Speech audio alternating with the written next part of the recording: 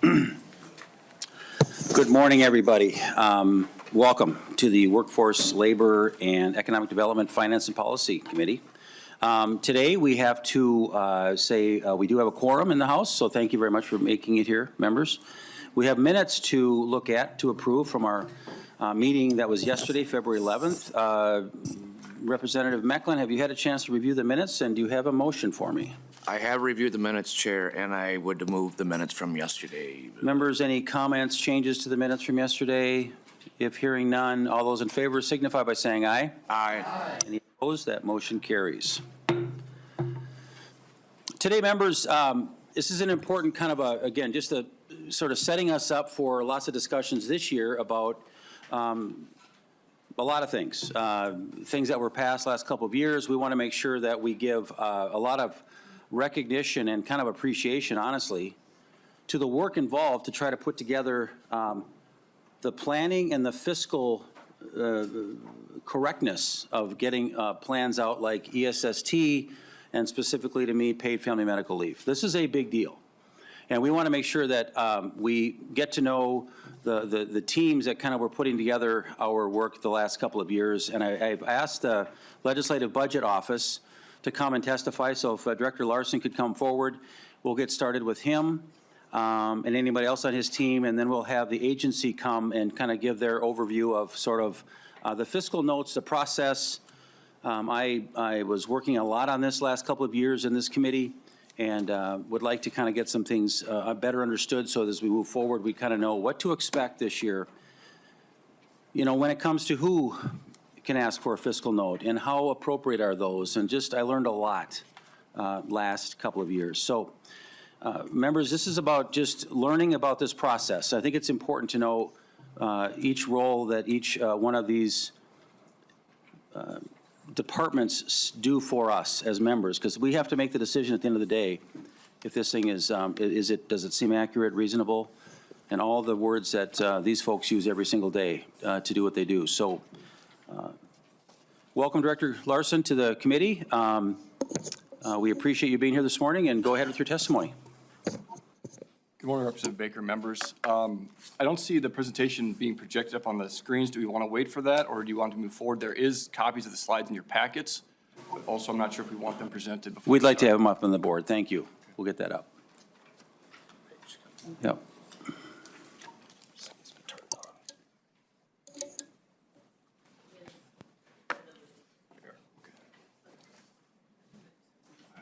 Everyone can hear me okay? Yes, very good. All right.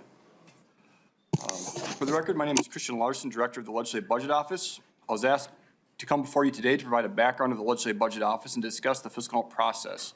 Today, we will really walk through three things: the role of the Legislative Budget Office, just who we are and what we do, what a fiscal note is and how the fiscal note process works, and finally, we'll briefly describe a couple other fiscal estimates that are related to but are separate from the fiscal note process, just to understand where all the different fiscal information comes from as it relates to the legislative process. The Legislative Budget Office is a nonpartisan legislative office serving both the House and the Senate. So we're a joint office. We have three statutory responsibilities. First, we coordinate and oversee the fiscal note process, and the fiscal note really answers the question, what is the fiscal effect of a proposed piece of legislation to the state government? We also run the local impact note process. That answers the question, what's the fiscal effect of a proposed piece of legislation to local units of government, so cities, townships, counties, and school districts. And we provide the professional and technical support to the Tax Expenditure Review Commission. That's a bicameral, bipartisan commission that reviews tax expenditures and evaluates their effectiveness and the fiscal impact. And we provide the research analysis to support their work in evaluating those tax expenditures and provide the administrative support to that commission. So those are the three things the Legislative Budget Office does. The majority of this presentation will really now focus on the fiscal note process. I'm happy to talk about any of those other things. In fact, if you have any questions throughout the presentation, please feel free to stop me, and I can respond to questions as they come up. So the first thing we're going to talk about in the fiscal note process is what governs fiscal notes, and there's a couple different statutes and a couple different documents that help govern the fiscal note process. And the first is Minnesota Statute 3.98. That's the enacting legislation for fiscal notes. It describes, and we'll go through these in detail, what kind of requirements and kind of expectations of fiscal notes are in a minute, but just kind of describe what you can find in the governance, and then we'll talk about what that governance actually says in a moment. So 3.98 describes who can request a fiscal note. It broadly provides some requirements for the contents of a fiscal note and the requirements for distributions of completed fiscal notes, who needs to receive those once they're completed. Minnesota statute 13.64 describes what an unofficial fiscal note is and describes that unofficial fiscal notes can be made classified, and we'll talk more in a minute what that means. It describes who can request unofficial fiscal notes and any requirements for keeping that information confidential, the responsibility to the different parties involved in the fiscal note process. And again, we'll talk about that in a second. And then Minnesota statute 3.853 is the establishing statute for the Legislative Budget Office. That sets the standards for the requirements for standards and procedures to be adopted regarding the fiscal note process. The standards and procedures are a more detailed document related to fiscal notes. It tells you what standards that there are, substantially more detail than Minnesota statute 3.98, and it gives some procedures for how that should be carried out. And that document is, per statute, required to be approved by the Legislative Budget Office Oversight Commission. The Oversight Commission is the bicameral, bipartisan commission that oversees the work of the Legislative Budget Office. 4 members from the House, 4 members from the Senate, and they review our work and approve the uniform standards and procedures. So what is a fiscal note? What's the standard say that a fiscal note is, and what does it have to have in it? It's an objective estimate of the fiscal impact of proposed legislation to the state budget. Again, what's the impact to the state budget is really the question we're asking. It needs to include estimates in the effect in the estimate in dollars. So on the front page of fiscal note, the cover page, you'll see a table with 5 years shown, the current fiscal year and for the next 4 fiscal years. And that will be provided an estimate in dollars for what the fiscal effect of the bill is. That's kind of the headline of a fiscal note. You'll also see an estimate of the impact on full-time equivalent employees. So how much time does it take to accomplish whatever the bill is, or how much reduction in time is required from the bill, and then we're going to turn that into a full-time equivalent employee. That number will be included on the front of the fiscal note. So there's 2 headline numbers on the front of the fiscal note. Again, what's the increase or decrease in cost or revenues? And I should be clear, these are non-tax revenues. We'll talk about where tax revenue comes into play and where that information comes from at the end of this discussion, at the end of this presentation. But a fiscal note's really the impact on cost, up or down, and any non-tax revenue. So once you get through that front page of the cost and FTE or full-time equivalent employees, then you're going to have a narrative section, and it's a relatively robust narrative. The first thing provided is a description of the bill. Then you'll find the assumptions used to develop the estimate. So why does the fiscal note say what it says? And that should include any sources that they're citing, the agencies or the state entities responding are citing to say this is where we get the information to develop these estimates. Any formulas used or kind of detailed tables will then be included in this narrative section. There'll be discussion of the long-term fiscal effects. So if we look at that front page of a fiscal note, again, you see those 5 fiscal years. Anything that's not on those tables, included in those tables, should be discussed in the long-term fiscal implications. And finally, there is a discussion of the impact to local units of government. This is generally a narrative. There's rarely a really detailed estimate in this piece of a fiscal note. And so we'll talk about a local impact note again at the end of our discussion. That provides a much more detailed analysis of local impact. But in the fiscal note, there is a section that speaks to local impact, and usually that's a high-level kind of general discussion of how that will likely impact local units of government. So that's what's included in a fiscal note. What are the standards or what are the expectations of a fiscal note? Now, certainly there's a fairly detailed document, the Uniform Standards and Procedures, that provide estimate or that describes what has to be in a fiscal note. But generally, these are the things that we're looking for. First, it's the estimate from the current law base. And when we think about the current law base, we're really thinking about 2 things.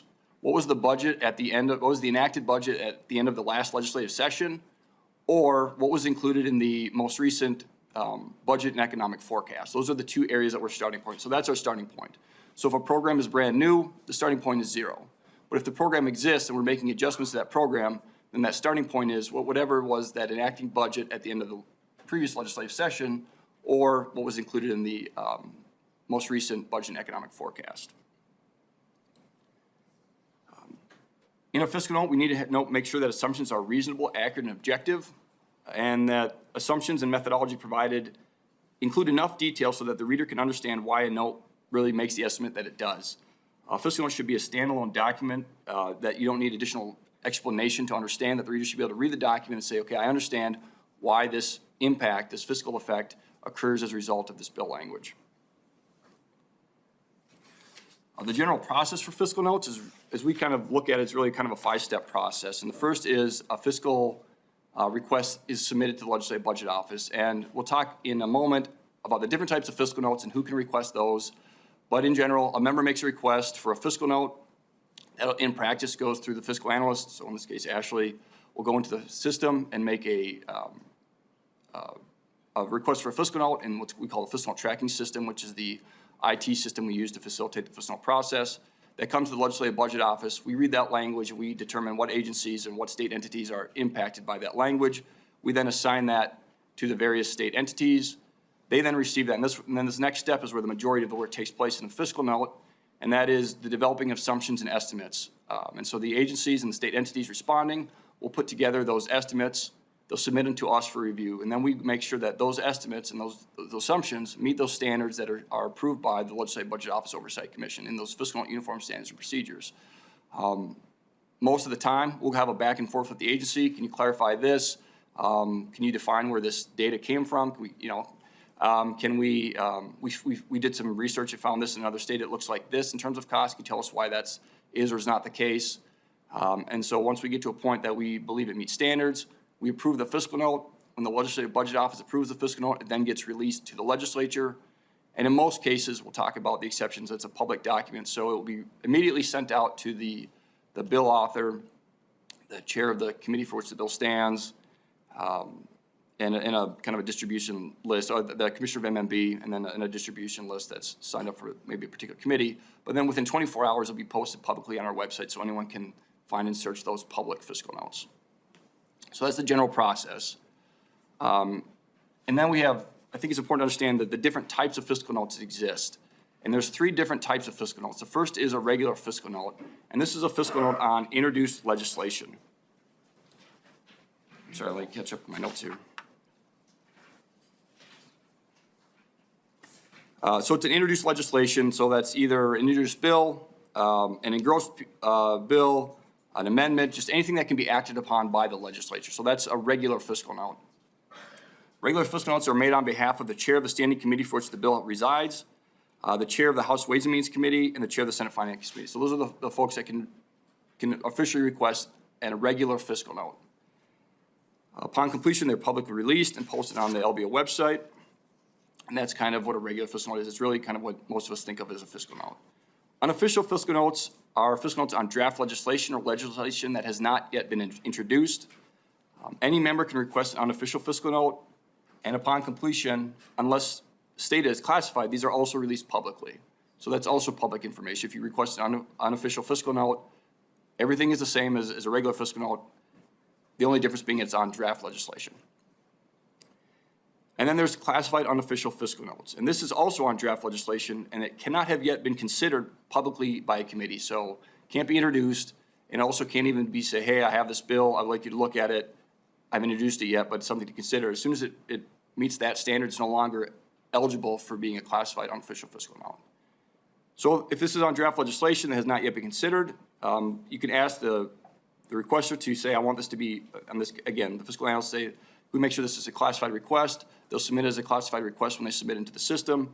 And that information needs to be treated as classified non-public data. And that being both the bill language that was submitted and the fiscal note that was completed related to that fiscal note. And so the only people associated with the process that can see the information are the fiscal analyst who made the request on behalf of the member, the Legislative Budget Office, and the agencies assigned to that note. And so no one else can see that information, and it's the responsibility of those parties to make sure that information is maintained to be confidential. When it's released, it goes just to the fiscal analyst, who then will provide it to the member, and that's as far as that goes. Once that bill, if that bill then does get considered publicly by a committee or is introduced, then that fiscal note then becomes public. And so if asked, then we will provide that information. So those are the types of fiscal notes. Just briefly, if we think about fiscal note activity in a kind of a given year, this chart you'll see here, we have teal bars on the left and gold bars on the right. The teal bars are the completed fiscal notes each year from 2015 to 2024, so over the last 10 years.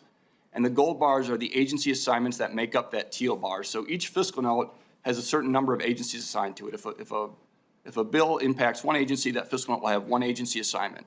If that bill impacts 4 agencies, that fiscal note will have 4 agency assignments. And as a general rule, it ends up being about a 2-to-1 ratio of agency assignments to fiscal notes requests. And so in a given year, on an operating budget year, and you really see kind of activity in 2 different years. So in operating budget years or odd number years, agencies complete about 800 fiscal notes in a given year. In terms of requests, that's about 1,000 plus requests, and then fiscal notes completed in general, about 70% of fiscal note requested turn into a completed fiscal note, and they're not completed for a number of reasons. Oftentimes they get inactivated because language gets amended, things of that nature. So in a given operating budget year, about 800 fiscal notes get completed, and on average, about 1,500 fiscal note agency assignments get completed. And to kind of speak to the workload of the office and especially to agencies in this case, that there is a lack of, like when you're looking at this table, there's additional work that takes place for fiscal notes that aren't all the way to completion that isn't accounted for in this graph. So just to acknowledge the work that agencies do that isn't accounted for in this graph, in the sense that a note might get inactivated, one agency completed that portion of the note, just to make that clear. In non-operating budget years, the average completed fiscal notes is about 550, with average agency assignments completed of over 1,000. And so again, this is just to give a sense of the workload of the fiscal note process. One thing we think is useful is to think about how the legislature can positively support the functionality of the fiscal note process. And the first thing to understand is that the volume of requests does impact agency responsiveness at some level. That every session, it kind of ramps up. There's a big curve early, and by the second deadline, things kind of fall off in terms of fiscal note requests. But there's about a 10-week period where requests outpace the agency's ability to complete fiscal notes in a given week. And so you're going to see more requests come in that can go out in a single week for a lot of agencies. It's just the nature of the legislative process. So it's important to understand that volume does impact capacity of agencies in terms of fiscal responsiveness. In those cases, then, communication is key. There's not a formal prioritization process for fiscal notes. There's not like a set, like this means this one has to be done first, then this one, then this one. But there is informal prioritization that has to take place, again, because at times capacity is outpaced by demand. So in those cases, we work with committee staff to make sure we know what's going to be heard, when it's going to be heard, so we can say, okay, these 5 fiscal notes need to be done this week. This one's going to be heard on Tuesday. Can you get that one done first? Things of that nature. And so the communication from the committee is really useful. We also like to suggest to members that as you're developing bills or you want to have a discussion about the bill with the Legislative Budget Office, we find that useful. It's useful for us to understand the author's intent of a fiscal note or of a bill, so that when agencies respond, we can see if that aligns. Now, to be clear, when a fiscal note is completed, it's going to be how the agency will implement that bill. And it may be that the fiscal note assumptions don't align with how the author intends the fiscal note to kind of show what they think should happen. But if we can identify that early in the process, we can save time and communicate to the author and say, hey, the agency's responding in this way. We think that's a reasonable response given this is how what the language says, so that conversation can happen even before the fiscal note gets completed. And so having those communications with the Legislative Budget Office is useful early in the process. The last thing I would mention is that precise bill language supports a quicker response on fiscal notes. The more precise the language is, the easier it is to say, like, this is exactly what the assumptions should look like, and therefore we can move that forward a little quicker. There's less questions, less concern. Agencies can get to the point of developing those assumptions quicker, as opposed to saying, what's the different ways that this could be implemented? So that really kind of wraps the conversation on fiscal notes. Just I want to briefly touch on a couple other fiscal estimates that are supporting the legislative process. The first of those is the local impact note. And again, this is the estimate of the fiscal effects to local units of government. And local units of government in this case means cities, townships, counties, and school districts. And those are produced by the Legislative Budget Office. Where we oversee the fiscal note process, we're reviewing assumptions, we're reviewing the estimates provided by state entities, and In the local impact note process, the Legislative Budget Office is collecting information from local units of government and then developing a report based on that information. Kind of to contrast the fiscal note to local impact note, local impact notes take a substantially longer amount of time to complete, and it's like between 2 and 6 months. Fiscal note on average gets completed in 2 weeks. Now, that's different depending on the complexity of the bill. Some take much longer, some take less time, but on average, a fiscal note gets completed in about 13, 14 days, calendar days. There also are substantially fewer requests. So again, we talked about in a regular operating budget year, we have about 1,000 plus requests for a fiscal note, which turn into about 800-ish completions. For local impact notes, we have between 0 and 5 in any given year. So just a substantially fewer amount of local impact notes. And I think it's also important to understand that the output you get there's a literature review included, there's analysis of any public data that's available, and then there's oftentimes a survey to local units of government, so it's a pretty substantial document. It's very kind of reporty in terms of what it looks like, the output, a little bit different than a fiscal note. And so for those reasons, that's why it takes kind of that longer amount of time. It requires a different level of resources. So that's a local impact note. And again, the process for requesting those, technically a local impact note can be requested by the chair and minority lead of the Ways and Means Committee and the Senate Finance Committee, and then the tax committees and the respective bodies. So those are the 4 members that can make requests for local impact notes. And then in practice, again, the members go and talk to those folks that may want to request, and they'll work with the local fiscal analyst, and then we'll move forward with those requests as they come in. The last thing I wanted to mention, revenue analyses or revenue estimates. These are produced by the Department of Revenue, and this is where that tax impact comes in. And so a revenue estimate is estimating the impact of legislation on state tax revenues and tax expenditures and on property tax aids and credits. So that's where we're getting that tax impact. Oftentimes these are produced when a bill reaches the tax committee, and so not on the same timeline necessarily as a fiscal note. A fiscal note request comes in and gets completed at any time during the process. Oftentimes a revenue estimate is going to come in at that tax committee. And so if you have a bill that has a fiscal effect and a tax impact, you won't see that full picture until maybe it gets to that tax committee. So it's just important to understand how those two documents interact. And that's kind of where then that full picture is understood at that point. From there, I'm happy to answer any questions. Thank you, Director Larson. Representative Pinto. Thank you, Mr. Chair. I've got a few things. I'm actually going to start with 2 compliments, Mr. Chair. Number one is I really appreciate, and I think it's noteworthy that we're starting off with these 2 educational hearings. I feel like in some other committees, the very first hearing has been kind of diving in. And I know tomorrow, obviously, we're going to hear a bill. We'll go back and forth on that. But I'm really glad we've started both yesterday and today with kind of setting the stage. So thank you for that. The other compliment is, and I don't know that this came out in the presentation so much for folks who are newer, the Legislative Budget Office is relatively new. I think it was either our first term, Mr. Chair, maybe our second term, proposed by the GOP majority then.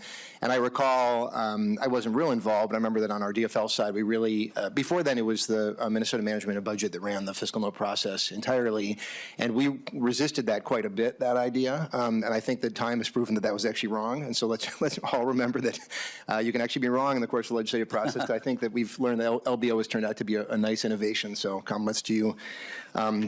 And to your team in pushing that. And then I want to go back to the slide, if we can, about fiscal note governance. I had a meeting relatively recently with the LBO, and because there's another component of this that kind of didn't come out in the conversation.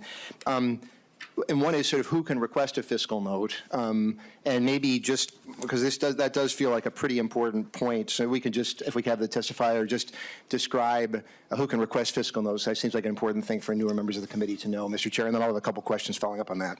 Thank you, Representative Pinto. Director Larson. Baker, Representative Pinto. Yeah, thank you for the question. I apologize. I probably skipped over that part in my notes. And so a very important question is who can request a fiscal note. So for a regular fiscal note, again, a fiscal note on an introduced piece of legislation or a piece of legislation that can be acted upon by the legislature, the people who can make a request is the chair of the committee for which the bill resides, the chair of the Ways and Means Committee, and the chair of the Senate Finance Committee. So those are the members that can make requests for regular fiscal notes.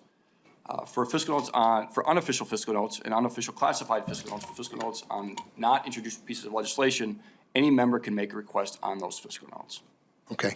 Representative Pinto. Thank you, Mr. Chair. And then, thank you for that. And then, and this is going to get a little wonky, but if we, you'll be shocked that I'm going to get wonky, same Representative Schultz. So if you look at the first line, fiscal notes, Minnesota statute 3.98. So that is the statute that says this is what a fiscal note is, and the people who can request them are Chair Baker and his fellow chairs, Chair Torkelson, and then Chair Marty and the Senate chairs.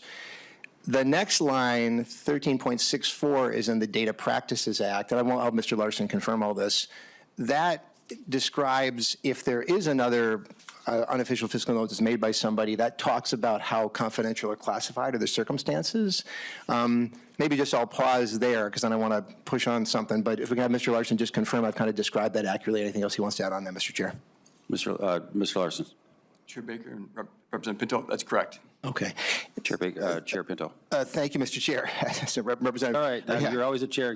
Once a chair, always a chair. There you go. That's all right. I know that's Chair Yep. David's attitude, Mr. Chair. Yep. Fair enough. Thank you. Yep. Mr. Larson, so the thing that, and you and I had a conversation about this, that 13.64, it's defining an unofficial fiscal note for purposes of the Data Practices Act. It's if we won't bring it up, but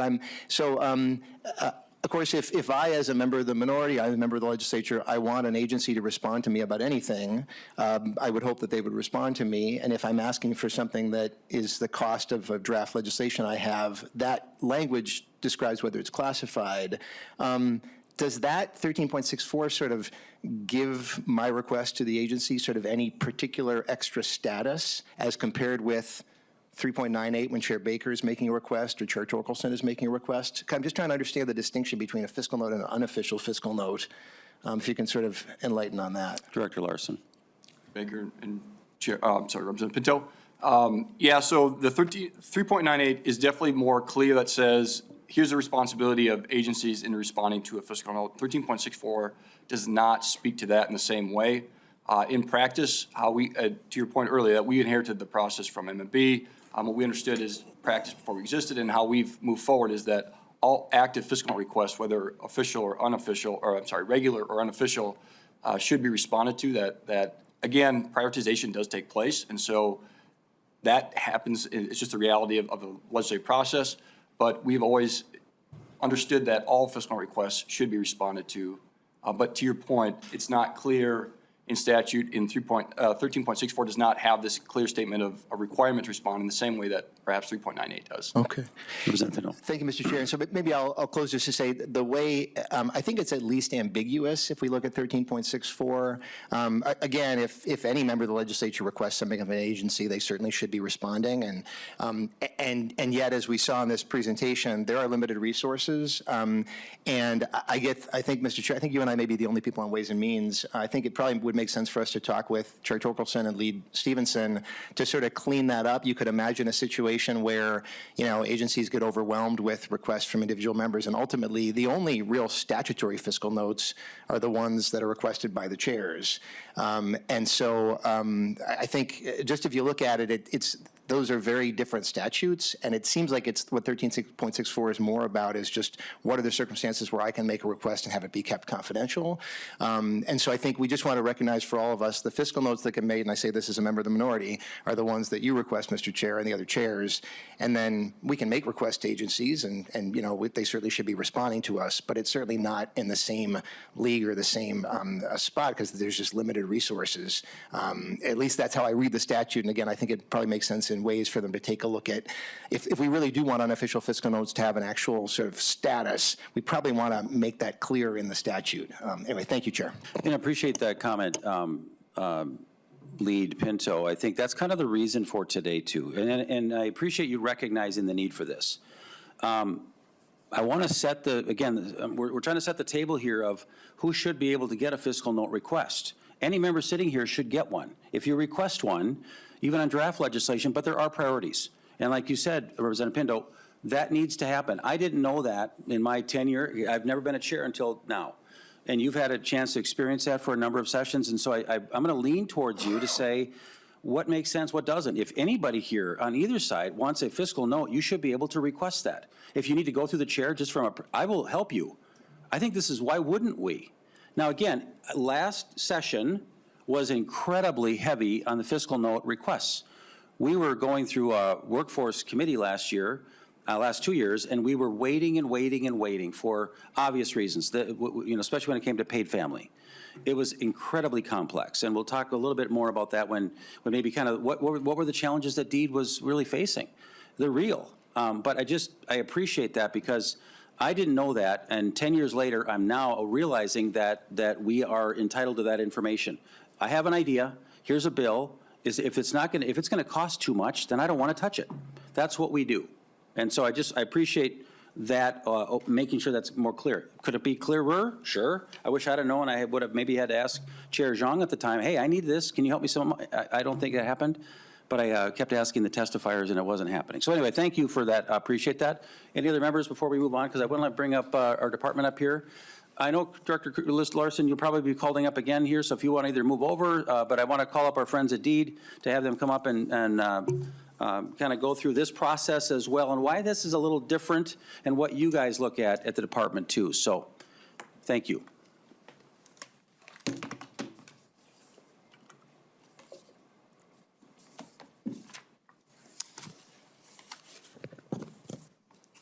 Also, members, while Mr. Rowe gets set up, in your packet today, there was a extra piece of paper with the Leukemia and Lymphoma Society. That would actually is set up for tomorrow. Okay, so I apologize, a little extra paper, but we'll have it again in tomorrow's packet as well. So I just wanted a little housekeeping issue there. Good morning, Mr. Rowe. Welcome to the committee. It's great to have you here in front of us. Again, you know the story. Introduce yourself and please proceed with our discussion this morning. Absolutely. Yeah. Thank you, Mr. Chair, members. Good morning. My name is Evan Rowe, Deputy Commissioner at the Department of Employment and Economic Development. I did not pull together a presentation, but I just figured, because I figured my sense was, what would be most helpful is kind of just a conversation, maybe a general discussion about approaches. I think Director Larson provided an excellent kind of overview of the fiscal note process. I can maybe offer a few comments on just, kind of the agency perspective in fiscal notes overall, and then maybe I imagine we might want to talk a little bit more about the paid leave law and some things that are a little just maybe a bit unique about that, and then very happy to answer questions from the committee. Obviously, as Director Larson mentioned, the agencies receive many fiscal note requests throughout the course of the session. That the information that is collected by the LBO is critical to providing legislators and policymakers with fiscal information. We take that responsibility very seriously. It is, it's absolutely critical for the for the overall function of government. Generally speaking, each bill is different. Each piece of legislation is different. The analyses that are required are different, and state staff will work hard to develop the analyses that are required to successfully complete the fiscal note with the checks and balances that are provided by the Legislative Budget Office in terms of approving. What I think maybe a couple things that just make the paid leave law a little bit different in the sense is, I think, as you noted, Mr. Chair, there is, just greater complexity given the size and scale of that program. It is a social, it's a social insurance program that is at a significant scale. So, we very much want to make sure that we are providing accurate information and very clear data. The other piece is that under the law, the department is required to conduct actuarial analyses for the modeling, of kind of overall programmatic benefits and expenditures. We contract with a third-party actuarial analyses, which again is required under the law. And that comes with, I guess, a couple points. It comes with a bit of lead time because we have to kind of coordinate with this third-party entity. We need to collect the relevant data. The third-party actuaries have, kind of very detailed modeling that they have built out. And, we certainly we want to deliver that as soon as we can, but there is sort of lead time that is not always within our control. We also have to collect the data that kind of underpins some of that analysis. Our labor market information team and the like do that. Not all bills require not all things, for the purposes of the paid leave law would require an actuarial analysis. There are some things that we can and will do internally as an agency and work with the LBO on that front. The other thing I would just note about actuarial analyses is that they are not free. There is a cost, there is a financial cost to the agency in completing those. So, as in terms of trying to be good stewards of taxpayer resources and, provide timely work products to the legislature. We want to work in partnership, with you, Chair Baker, with leads to make sure that we're kind of, to the extent that we can consolidate requests, that kind of helps hold the cost down. Hopefully will help improve kind of speed around those. I do think that, given that we do have actuarial analyses already, I'm optimistic that we'll be able to turn things, faster than in previous years. And still, there are kind of third-party elements that we just want to make sure that we're managing both in terms of time expectations and costs. So maybe that would be where I'd conclude my preliminary remarks, but naturally happy, of course, any questions from members would be welcome. Thank you, Mr. Rowe. I think what I want to make sure that you help our new committee here, and again, many of us were on the Labor Committee, some on Workforce. We heard parts of this last year. I know that the Workforce Committee is where the bill originated from paid families. So, and I do want to focus on that pathway that I sort of experienced the last couple of years. I know even for members here, former Representative Richardson was the initial author of the paid family medical leave, and then Representative Frazier picked it up and sort of carried it on and did a great job kind of explaining the process as well. That was, I think, at the end, I think at the end of 23, and you did that in 24. So this bill has had a lot of, changes to it. One of the things I'd like to have you comment as well is give us the history, Mr. Rowe, on the different modeling plans that happened since 2023 early, and then where we're at today, and that process of the big change. Absolutely. Thank you, Mr. Chair. So for the 2023 session, the department used a micro simulation model that was provided by originally the Institute for Women's Policy Research and then updated by the United States Department of Labor. So that was the approach that we used. I think you'd call it a multivariate regression model, which our staff was able to use and kind of update, used for the 2023 session. And that was the basis for the fiscal notes that we had issued during the 2023 session.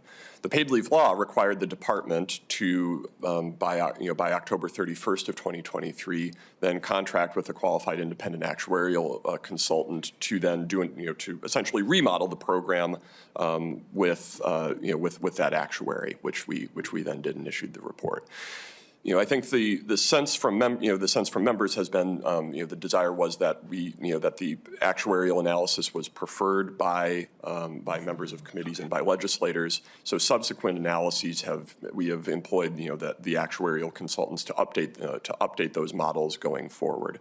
And indeed, in 2024, the paid leave law was updated. Originally, the way that premiums are calculated was via the 23 law had a formula. In going forward, the department is required to consult with the qualified actuary annually for the purposes of setting premiums. So I think the preference of kind of using that actuarial analysis, which it was kind of stated by the legislature and enacted into law. Is that responsive to your question? Mr. Rowe, it is. I think, again, and just so folks are clear that I've been here for 10 years. We don't use actuarial studies that often. I think normally departments and agencies can kind of handle these fiscal notes on themselves and their own. Again, we've gotten the Milliman reports. If you haven't seen it, they're certainly public and online. But that was a major shift in kind of going from one model to another. And I think using the actuarial study is the right way to move forward.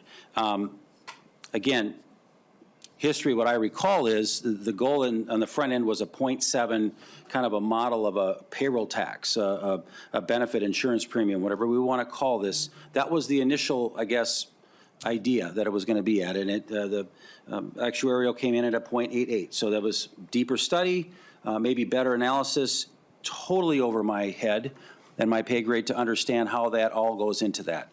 But to make a major change like that to a modeling system, halfway through that biennium is a big deal. I just want to make sure that the department or our committee knows that. To that point, again, we also now have the local impact studies as well that have been kind of released too. So we now know, again, as Director Larson had said, the local impact study takes 2 to 6 months to really get out. And that really helps identify what is this going to do to our local counties and our school boards and things like that. earlier this year, before we officially got started, we heard some testimony, and we'll hear that again. But it's making a bigger impact on this as people are getting up to speed on what this is really going to look like as we all move forward. It's becoming more clear as all these things move forward. And I just want to make sure that we continue to kind of work on those kinds of things. So getting around to, I suppose, my concern, my frustration has been very open with Mr. Rowe about when I was requesting some fiscal notes. And I just want to say this, that, 2 years ago, a year ago, I don't remember now, but back in, I think it was February of '24, I had requested a fiscal note to understand what would it look like if we excluded 20 and under employees. If a small company said, I can't do this, what would that look like? Because I wanted to know, is it 20, is it 10, is it 5? I didn't know. I was kind of spitballing a bit. I think I put in a couple of requests, and I never got an answer. I never really got ever a fiscal note returned to me with understanding. I kept asking about it. I kept asking fiscal folks. I kept asking, and I wasn't getting anywhere. Can you help me understand sort of what happened with my fiscal note, my request? Again, I was the lead of the committee. I did not go through the chair. So help me just, so others will learn from what happened in maybe my experience, Mr. Rowe. Thank you, Mr. Chair. And I think some of it, what it kind of goes back to is the, I think, discussion you were having with Lead Pinto, sort of on some of the issues around unofficial fiscal notes versus official fiscal notes. I believe the request that you had made was an unofficial fiscal note, if I'm not mistaken.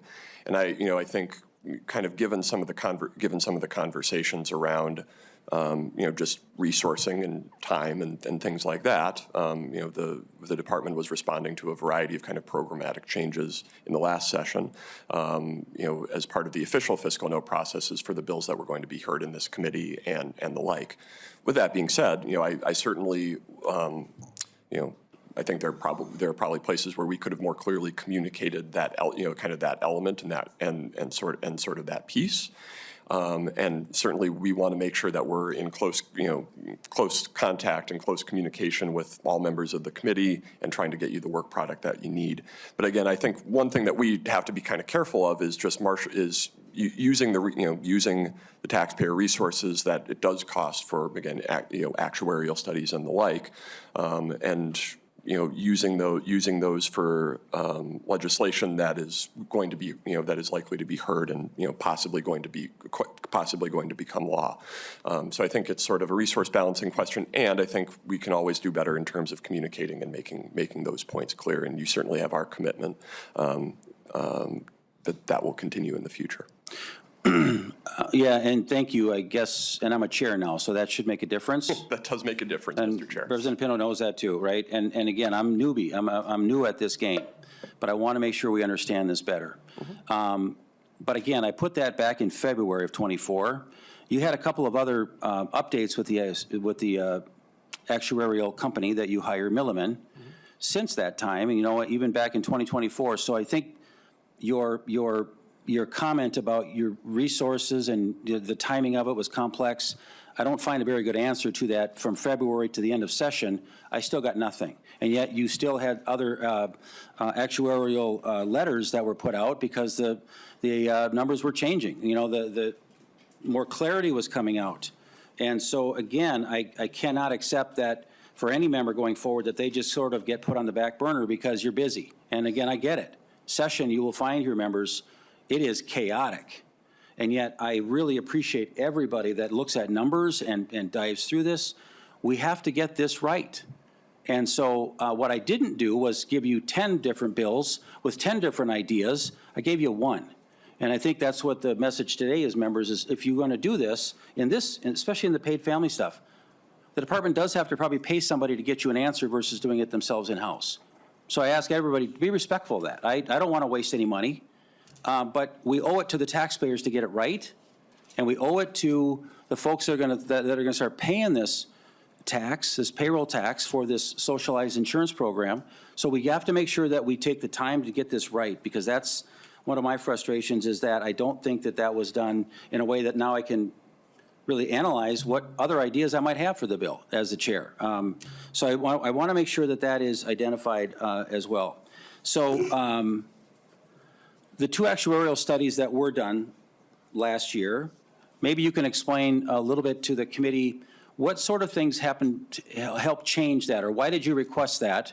And are you in, just give us an update as to your current status with the company that you hire with current fiscal note requests, and what's kind of actively happening now, if you could. So from the kind of a major change we had from the 7-day window, and you can talk about that, but just help us again understand why there was a couple of notes requested last year that cost the state money from the actuarial study, the initial one.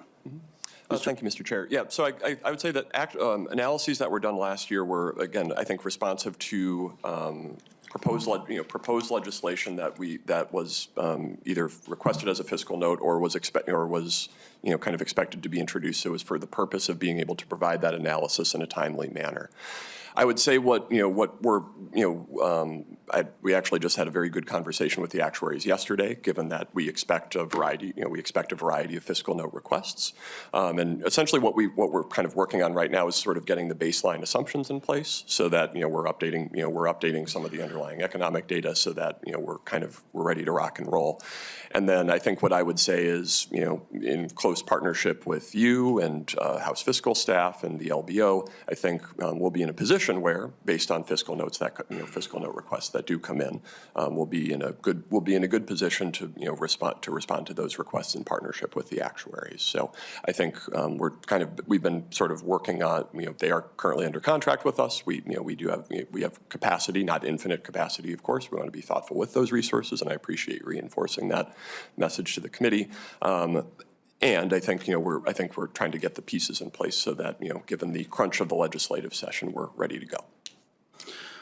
So one of the questions I just asked too was help us understand this change that happened. So I'll try to explain it, and you correct me if I'm wrong. But also in 2024, members, there was some testimony that was pretty remarkable, and some folks had assumed that when they took a family leave, that they were going to get paid the day they left. The 7-day window was what was in question. So the actuarial study that was first done assumed the legislature's intent was that these families would take let's say, we'll just use a bonding leave request. They would take, let's say, 12 weeks off.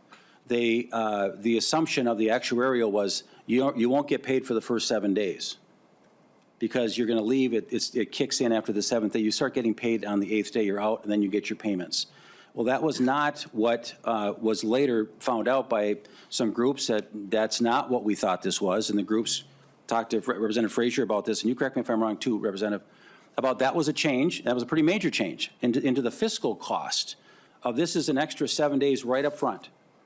So again, that was a pretty big shift. I think Mr. Rowe had to pick up the phone, call the middleman, whoop, we got an issue here. They didn't understand the intent of that bill, the intent of what the language was. Or maybe it was a change and we clarified the change with some better legislation.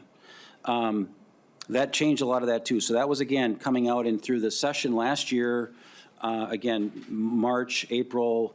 I think that was received by your office probably in the early part of May, something like that. The new numbers came out at the very end of session. I think May 15th it came out. The final kind of the re-upped number with the 7-day change. I mean, this is 6 days before we adjourn from session, members. And so for me, a guy kind of yelling from the sidelines, trying to say, how do we know what this is going to cost, was a big deal to me and to all the families and to the folks that have to pay this. This is what it is today, and we really don't have any time to do much with it at this point. I want to make sure that that is kind of out there to know why I think this fiscal discussion needs so much understanding. I have never been part of a socialized insurance program before. This is a big deal for anybody. I don't think there's ever been a bigger mandate, if you will, a mandated program to come through the state of Minnesota under the Department of Economic Development as maybe as large as this one. It does, mirror the MNLARS and the MNsure and those big IT systems and those big launches. So this is going to take us to get this right, because this has not been launched yet. So I just want to, I want to give history and I want to learn from it, Mr. Rowe. And I think that's the point that I'm trying to make here today is we cannot make these mistakes. Mr. Rowe, are there currently any requests for actuarial changes today from the current bill that you're working from? I know you had a lot of meetings around the state over the summer, listening sessions.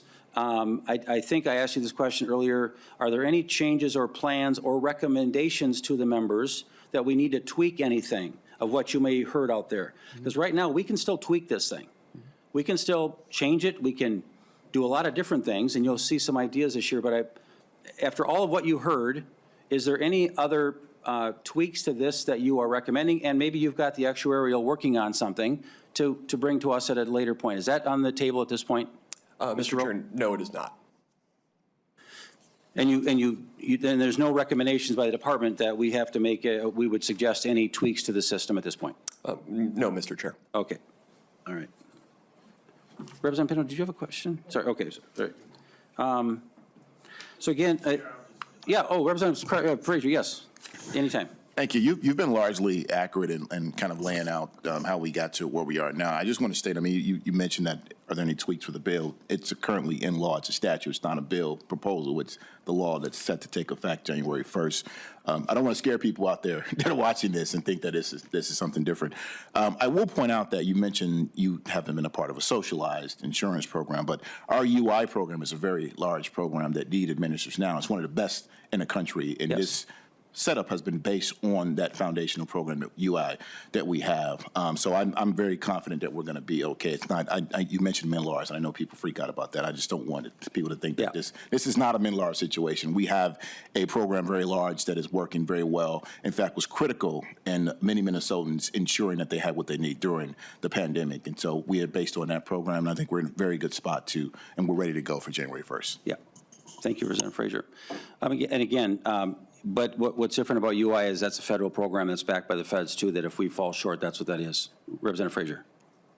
I'm glad you brought that up, because I know yesterday we had talked about the impacts of what's happened at the federal level. That's one of the programs that was impacted greatly. I think DEED was shut out for about 5 hours from having access to that program, which put a lot of Minnesotans in a tough place in terms of resources that they needed to take care of themselves. Yeah, thank you. Representative Mueller. Thank you, Chair Baker. And Commissioner, I am new to this committee, and so, but definitely not new to this issue, as I've heard from countless entities around my community about the trepidation of all this. So I have, just as I'm getting myself into this committee, I have a question. First of all, how did you decide which entity to contract with to do actuarial studies, and how much do they normally cost the taxpayers? And Chair, if you would, please, I will have a follow-up question, please.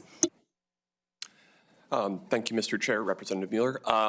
We did a competitive procurement for the for contracting with the with this actuarial firm.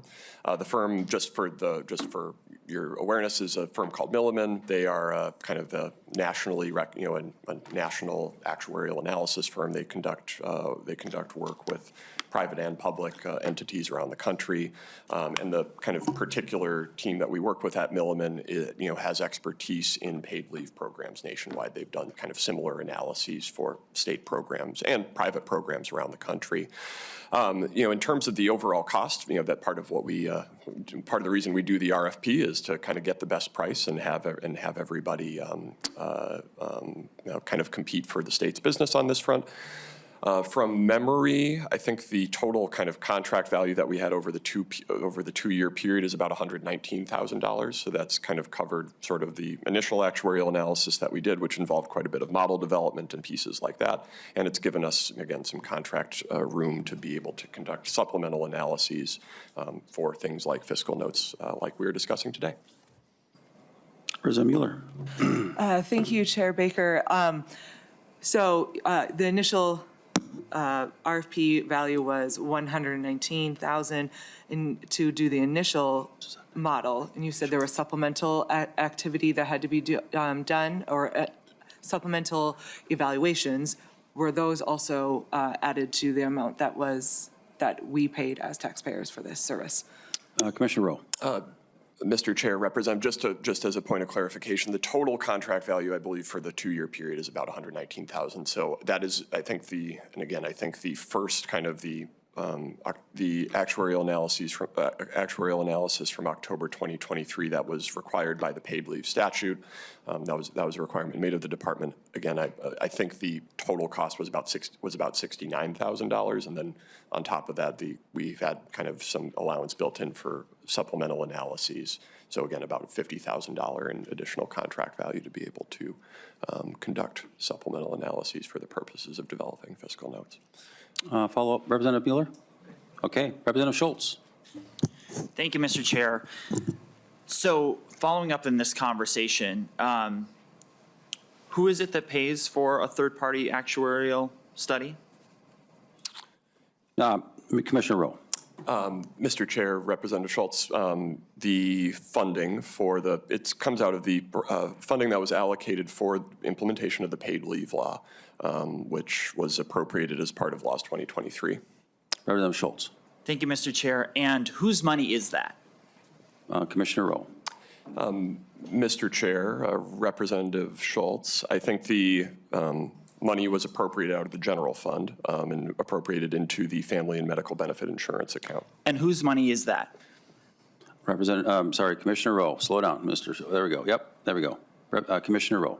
Mr. Chair, I mean, the general fund, I believe, is funded by the taxpayers of Minnesota, which is why, as a department, we try to be very careful and thoughtful about the ways in which we are conducting the analyses. Representative Schultz. Thank you, Mr. Chair. And what duty does the agency have to deliver results that come from a third-party study for the legislature and who represents the people of Minnesota? Commissioner Rowe. Mr. Chair, Representative Schultz, I guess, could you perhaps clarify your question in terms of what you mean by duty? Representative Schultz. Thank you, Mr. Chair. So the study that was conducted in accordance with law from October of 2023, when was that report complete? Commissioner Rowe. Mr. Chair, Representative Schultz, I believe the report was the Chapter 59 of Laws 2023 required the department to deliver the actuarial study by October 31st, 2023. I believe that report was tendered to the Legislative Reference Library a few days before that, maybe October 28th. I don't remember the exact date, but it was on time. Representative Schultz. Thank you, Mr. Chair. So what you're saying is the actuarial analysis that was completed for the paid family medical leave law was available for the review of the public and for the members of the legislature in October of 23. Is that correct? Commissioner Rowe. Mr. Chair, Representative Schultz, yes, that is correct. Okay. Representative Schultz. Thank you, Mr. Chair. And then when was the fiscal note delivered to the legislature with the results of the actuarial analysis? Commissioner Rowe. Mr. Chair, Representative Schultz, the October actuarial analysis was not tied to a specific fiscal note. It was a product. It was a work product that was required by, again, Chapter 59 of Laws of 2023, sort of as I guess you might consider it a supplement to the fiscal note that was done in 2023 using the microsimulation model that I previously referenced. Representative Schultz. No Good for further now. follow-up. All right, Representative Frazier. Mr. Chair, I want to note that I do recall from the debates and conversation committee prior to this bill getting passed into legislation that, and I thought it was insightful and important that you mentioned actuarial analysis multiple times. Correct. And I remember conversations with Representative Richardson around that, and ultimately that was put into the bill. And I think it was great foresight on your part and insight to put that in place. And I do want to thank you for bringing that, because I do think the actuarial study has actually been very helpful, and it's important because I think with the actuarial study we're putting in place, with it being requested, and I think the annual piece was put in came from the Senate side. I forget which senator it was, but I also thought that was important because we want to make sure that this program is sustainable, and these actuarial studies do put us in a position to do that. And what I recall from last year after the consternation we had, the intent was always to be for that 7 qualifying day period to actually be paid after you met the qualifying period. That's where most of the consternation came from. Middleman had actually done multiple runs in terms of not counting the 7 days and counting the 7 days. When we figured that out, we did actually have those numbers, and those numbers were actually there prior to the committee hearing that we got to, where we were actually able to publicly display that document. So ultimately, things worked out in terms of the sense with that study being put in place and having the numbers that we needed to ensure that we are putting in place the premiums necessary to make sure the program is sustainable. So again, thank you, because that was insightful on your part to have that actuary study put in place. Yeah, thank you, Representative Frazier. And I agree. I think this is the right way to model this thing out, is with that actuarial study. Pay somebody to do it, that's fine. I think that their focus is different because they're not dealing with 1,000 other bills to be looking at to try to work through. I want to go back, though, to just the basic, though, of in the 24 session, when we had the change in the 7-day model, that was more clear then in the intent, because this actuarial study that was released was not what the intent of Representative Frazier was at that point. We learned that early in session, 2024. Was that February, March we learned of that, Mr. Rowe? Mr. Chair, that sounds about right. You know. And to that, I mean, they're 2-3 weeks out from getting back to you when you request maybe any kind of an actuarial update, Mr. Rowe? Mr. Chair, it does depend. I mean, it does depend somewhat on the level of complexity of the changes. But I think in that case, that's not far off. Some things can be much more. Some things that can be much more complicated than that. So, Commissioner, then help me understand, why was it that we didn't see the number until the end of session? You sat on those numbers of what the new updated numbers were. You received this sometime in March. Why did we not see it until the middle of May?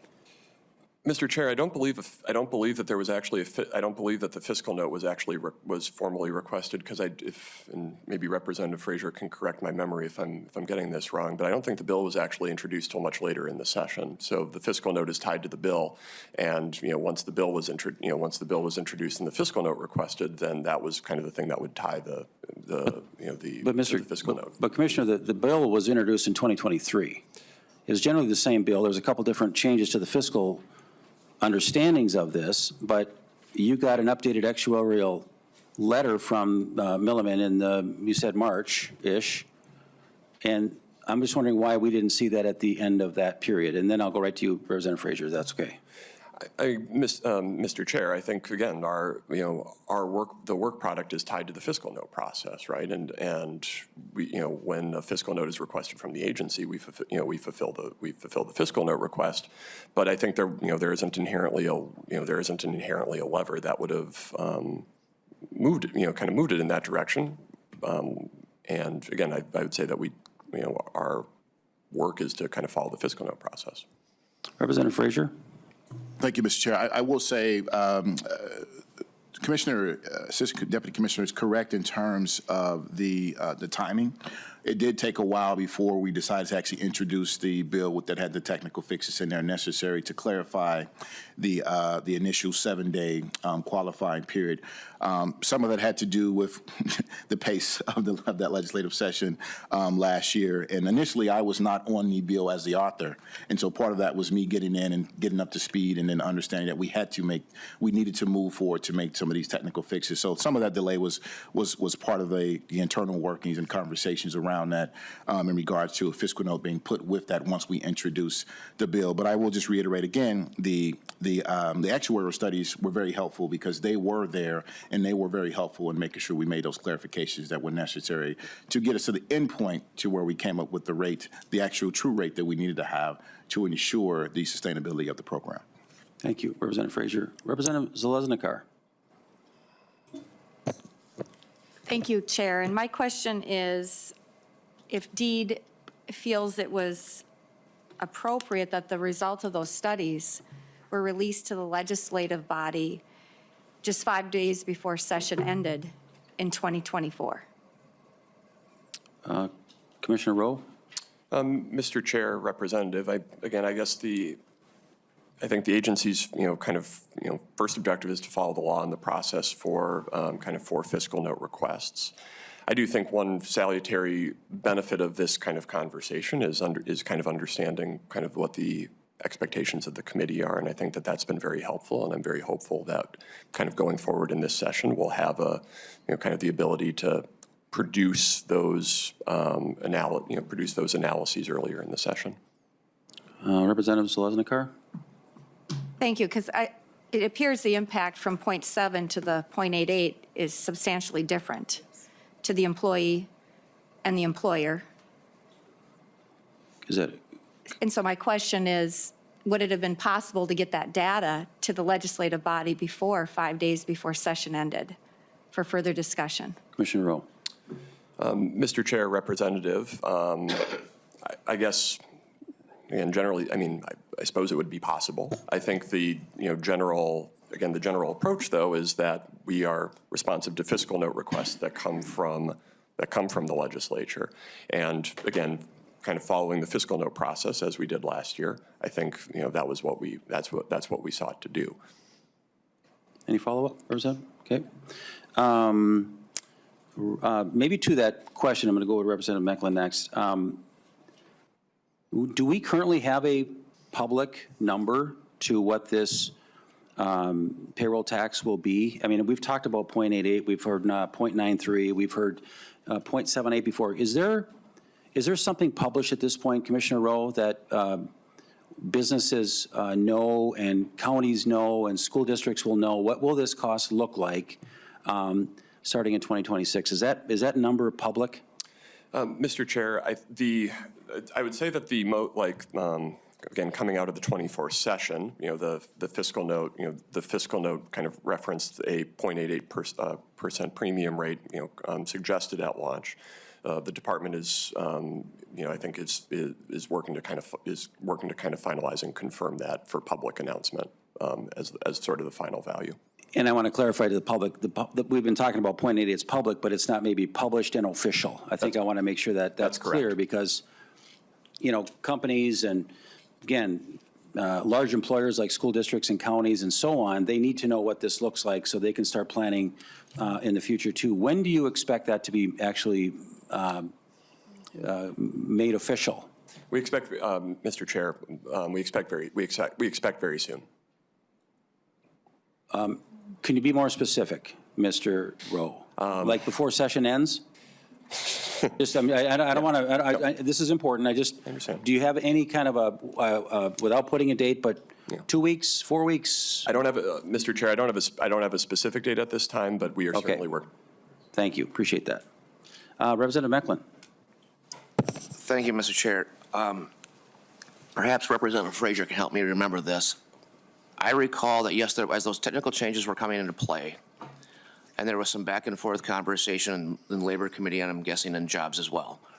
But that was concluded prior to 5 days before the end of session. I mean, it was probably 3-4 weeks when the final drafts came out or what have you.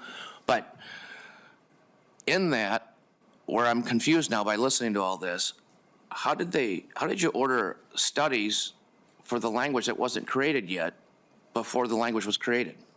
If the studies were done in, was it March and April, but the language didn't come out till after that because it was still kind of a fluid project or work in progress, who had the idea to order the studies before the final draft was figured out? Can somebody help me kind of wrap my brain around this? Commissioner Rowe? Or Commissioner Frazier, I'll let you answer if you feel like that. Again. What did I say, Commissioner Frazier? Oh, sorry, I'm sorry. Representative Frazier. Or Commissioner Rowe, I guess you tell me, yeah. I was going to say, I'm not sure I'm quite tracking the question, so. Representative Frazier, do you want to take a stab? Let me repeat. I think what you're asking is, if we did not have language for the technical changes, how could they go back and get an actuary study to reflect the language that we ultimately put in? Is that what you're asking? Representative Mecklin. Mr. Chair, yes, because it was just discussed here that the final language came out later, and that's why the report was sent out so much later. But the report was done so much sooner before the final language was created. Yeah. So somewhere something doesn't. The timeframes aren't adding up here. No, let me see if I can. Representative Frazier. I think I can try to clarify for you. So what I was explaining is that it was late in the session when we determined that we would actually move a technical bill forward. When we learned that there was some ambiguity or vagueness around whether or not the 7-day qualifying period would be paid for, the idea of the bill was the intent was always for that 7-day period to be paid for. So then we decided, well, we have to move forward to make sure we have that clarification within the law. The studies had already been done. There were studies that captured 7-day period not paid, studies that captured 7-day period paid. So those existed already. And then we learned of those as we were going through the process, and we were able to reference those to get to that 0.88 ultimately at the end. Again, Chair Baker, thank you, because that was helpful. Thank you. Representative Macklin, follow up? Thank you, Mr. Chair. I guess I get what you're saying here, when was it determined that there was an ambiguity problem for the 7-day initial period? Who are you asking the question to? Representative Frazier. Representative Frazier? Thank you, Mr. Chair. Thank you, Representative Meekland, for the question. For me, when I came as the author of the bill, that was later in the session when I figured out that there was this ambiguity or vagueness about the 7 weeks, seven days. 7 days. Yep. Thank you. Thank you, Macklin? Mr. Chair. Yes. So it was later. I go back. Okay, so maybe this is a better way to ask the question. Who at DEED authorized the February and April studies? Commissioner. Mr. Chair, that would have been me in my office. And I think maybe what we're I think we're just trying to kind of get around to this. I think we were, as we were kind of getting ready, bills were not introduced until late in the session. I think there were some, kind of conversations about potential program changes that we had sought to model to ensure that we would be able to deliver timely actuarial products, in time for the fiscal notes when they were requested, as when the legislation was introduced later, as the legislation was introduced. Thank you. All right. Anything follow up? Just a brief comment. So if I'm understanding this correct, you went ahead and ordered new actuarial studies in February and April based on speculative information that you were making assumptions that would be coming out later in session. I think that's what I got out of this. Thank you. All right. So again, I think that we've had a really robust conversation today about the importance of this bill. That is, again, we've heard there was transformational changes in the authorship of the bill over the last couple of years. And thank you, Representative Frazier, for picking it up. It's a big bill. I have enjoyed visiting with you about this, and I know that we're going to sit down and talk about some other things about this as well. I appreciate Director Larson coming forward and kind of helping us all understand who has the right to fiscal notes and who has the right, whether it's official or unofficial, we have a right to know what our bills are doing. And in this case, if we're asking a lot of questions to the department about this particular paid family medical bill, we have to pay money out of the taxpayer funds that were set aside to set this up. Okay, it's important, but we also need to make sure that we aren't just being haphazardly throwing numbers at the department, okay? I think that's important that's a fair statement. But what I want to make sure we just sort of just get our expectations right. Tomorrow we're hearing House File 11. It's an attempt to talk about delaying this thing for a lot of reasons why we just asked a lot of questions about the uniquenesses about this bill. Again, there was changes in the policy and interpretations of the law that took place late last year or early last year. Actuarial studies are updating.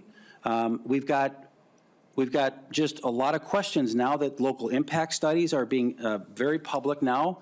That is being shared with our folks out at home. It's $130 million a year as the counties, the school districts, townships, and others, that is now getting around their heads too. They're understanding the gravity of what this will cost them too. When I say them, it's both the county and the employees that will be paying this tax. So this is a $1.6 billion per year revenue stream to come in to pay for this tax program. And it's an important program. The paid family, I think that a lot of us really like this. I want to make sure that we all here understand. We want to make sure that we can do everything we can to make sure that moms and dads can have time with their kids. And when there's a medical issue, we need to talk about that. What I am finally able to do now, in my unique position, is to make sure we take the time to do this right. So tomorrow's bill talks about delaying it 1 year. I'm not talking about repealing it. I'm not talking about any of that. And so again, I just want to say this too, and I want to read this because everybody's getting 100 emails about the same letter. And I want to say this, and I'm not going to use a name, but I just want to say this because this should set it for everybody here. Minnesotans all deserve access to paid family leave. After 10 years of study and legislative debate, Minnesotans' program is drawing on the best practices from all around the country and the rest of the world. There is no reason to take away paid family leave as we are just about to see it fully implemented. Parents need to be with their new babies. We all need to be able to be out with serious illness or being with dying loved ones or to recover from an unexpected injury. Delaying or watering down the paid family bill would be cruel and unnecessary. Please do not interfere with this important and popular program. We all got these. We are getting them multiple times. And I want to thank all those for sharing that with us. What we're doing tomorrow is we want to make sure we get it right. We have the opportunity to look under the hood, me for the first time, that has a voice at the table so that we can actually be heard. And so what we want to do is make sure that we don't just roll it out as is. We have not been working on this for 10 years. We've been working on it for 2 years with changes in authors, changes in interpretations. We don't even know, the official rate isn't posted yet. It's not official yet. So my fear is, I would rather, if our best option as a committee, and again, we aren't passing anything off the House floor until we have support, either way. If our best option is to pause it, then that's our pause. If it's not, then let's try to fix it and roll it out in 26 with something that everybody can live with. But this bill last year had 100% opposition from the GOP the last 2 years on off the House floor. In fact, it had 2 DFL members that did not vote for your bill. I want to make sure that the public knows that. So there was not any involvement with our support in trying to set up this program in the last biennium in this very large program that we have to have time to do it right. And I want to thank my colleagues for getting this important issue to the table. I mean, if I give you that, that's important. Maybe we can do this. There's 10 other states, 12 other states that are doing this mandated program. Others are trying different iterations. Others are trying hybrid models. I offered a private option last year. It's probably not doable, but I want to understand that my desire this year, members, is to look under the hood and let's make sure that we've got the time. We talk to our local partners, our businesses, our small business, our counties, our school districts, everybody that will be affected by this, we have to bring to this table. And I want to get it right. So whether we can do it this year, fine. And if we have different changes to it, but I have heard so much about it's different to take on this burden from a small business to a large business. And I think we have to recognize some of those kind of discussions. So I look forward to that. Until the morning, I guess, members, I just want to say we'll see you all there. We have a very robust day today. We did reserve the room upstairs for later in the evening tomorrow if we go late. I want to make sure that we hear from everybody who wants to speak. Again, we're going to try to do about a 2-minute limit if we can, but if it needs to, we're just not going to cut it off. So members, I hope this was helpful today to understand the gravity of what that we're in front of today. Our biggest lift this year is to look at something that has not rolled out yet. And as soon as it rolls out, it'll be much more challenging to try to make changes at that point. I want to thank Commissioner Rowe. I want to thank Deputy Larson, Director Larson to be here today because this is our beginnings of our very busy week. That's why we're here 3 days a week, members. This is a lot of work. So with that, members, we are adjourned.